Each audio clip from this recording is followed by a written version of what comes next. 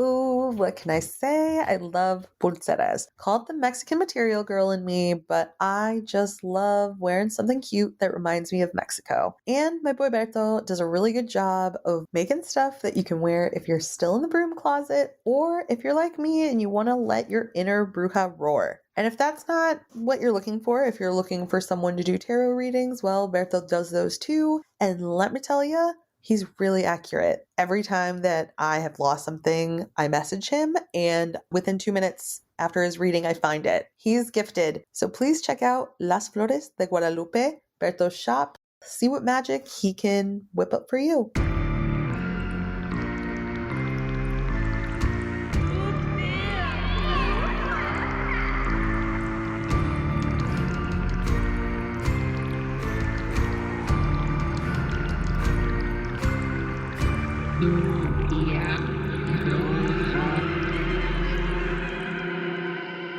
Hola, bienvenidos, buenas tardes. I'm Bex Carlos, and you're listening to Tu Tia Bruja.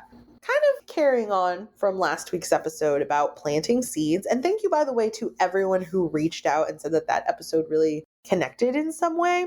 I'm glad that it's resonating, and I'm glad that the universe is helping you get a message that you need. I think it's really easy to think that everyone is on the same page, everyone's on the same part of the journey as you. But I remember that I had a lot of people put energy and time into teaching me.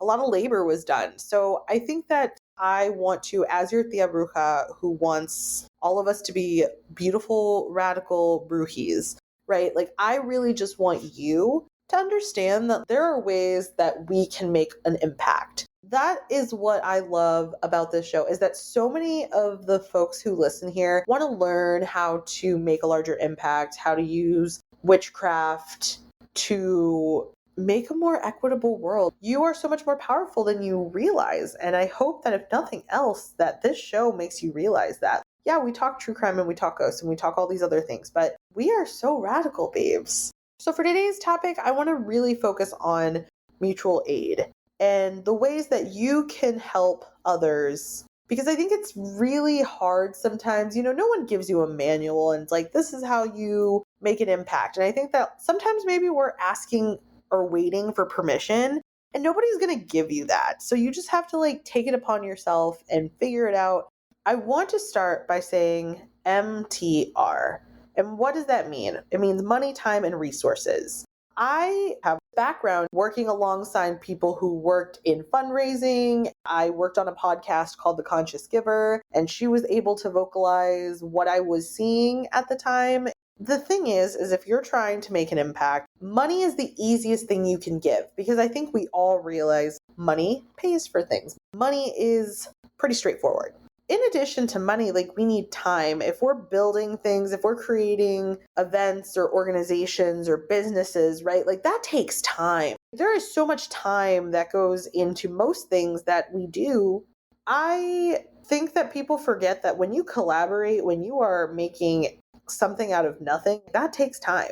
To give a shout out to Melissa Sanova. If you've been rocking with the show for a little bit, you remember that we did some fundraising for a woman who passed named Ivis. She was a Santa Muerte devotee, and her story really pulled at me, and I just really wanted to help. Berto made jewelry, and I did a live with Melissa Sanova, and we read tarot and just chatting. And that was something that she gave her time to be able to be in this space and have her following come. And we were able to raise money. That was something that we were able to do because we put all this time into doing it. In addition to not just her time and the fact that we were able to fundraise, she also contributed her resources. She gave us a couple copies of her books, because if you don't know Melissa Sanova, let me break down what she does. She is a writer. She's written a few books: Kitchen Table Magic, Kitchen Table Tarot, and her style of creating is all about, you're at the table and what did you need?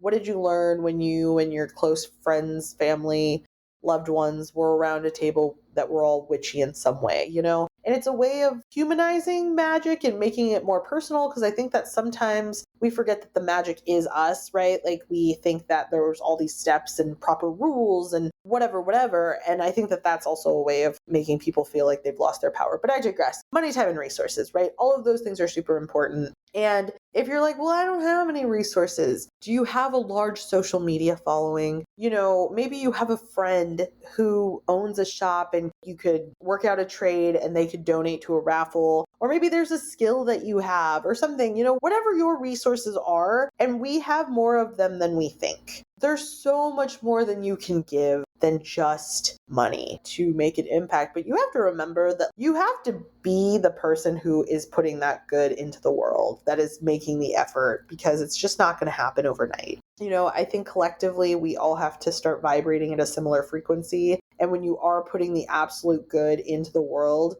it's going to create more absolute good. And I just love being the reason that someone can believe that there's good.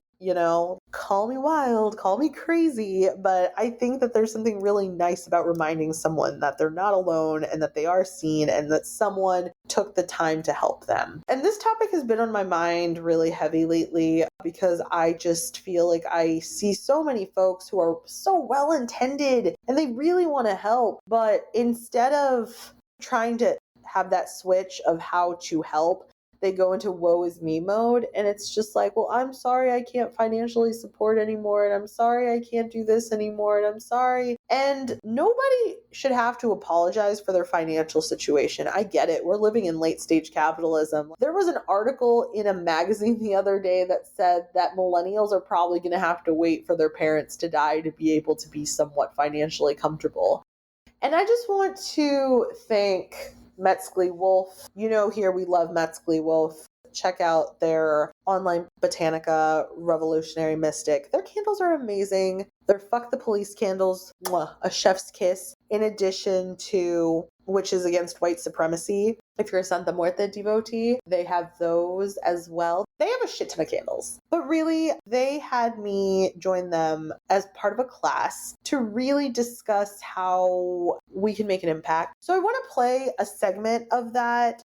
I think a lot of folks don't realize, there was an article, I believe, on Forbes a little while back that was talking about how we're actually in not even a recession, but we're in a depression. Numbers wise, straight up facts wise, we've been in a depression this whole time. And it's really weird that the authorities that be, for one reason or the other, have just decided to omit that information, just kind of not talk about it. It's the giant depression elephant in the room, so to speak. It must serve their agenda in some fashion, some way. But I get so many reading clients that are really struggling, like myself. And what really sucks is a lot of us take a lot of ownership of that. And what I see, even looking at facts, but also intuitively is babes, this isn't our fault, man. You can be doing the most, you can be doing everything you possibly can. You can be pulling yourself up by the proverbial bootstraps that don't really exist. And it doesn't really matter. We're in a depression. What happened changed the world forever. And we are going to see the fallout of that for quite some time. I don't know about you, Bex, but whenever someone posts a mutual aid request or even a direct action, even if it's, hey, sign this, thing, whatever, people have their judgments. And we also have our own internalized shame, but both of these things come from capitalism. This comes from colonialism. So whenever you see someone's GoFundMe or, posting their cash tag saying hey, this is what's going on, I really need help, etc. and so forth. If you feel some type of way about that, I'm just going to tell you right now, that's a big, big flag saying your colonial conditioning is coming forward into your consciousness, and it is limiting your ability to respond to another human being. And it's, perpetuating this disconnect we have from one another. One thing that I really wanted to emphasize to our allies, our accomplices, our supporters, et cetera, and so forth, is that it's really important to budget for us and to not account for us being something extra, but something essential.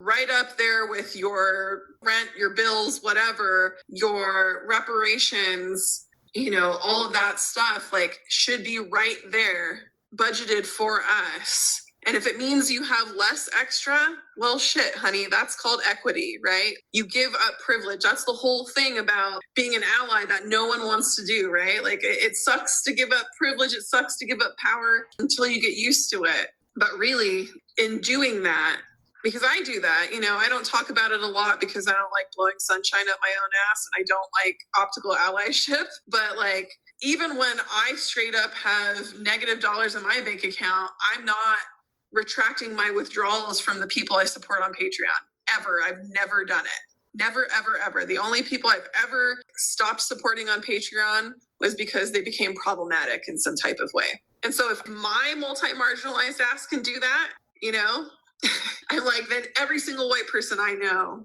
could be doing the same damn thing.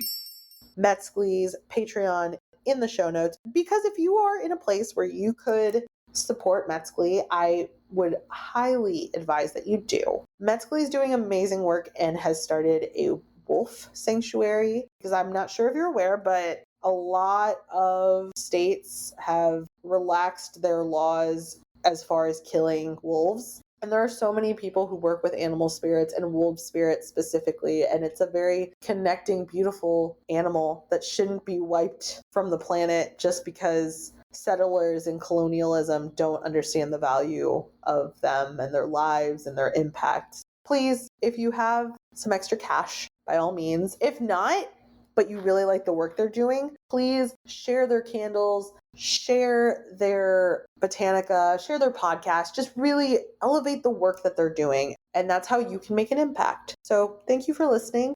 I hope you have a good one. Bye.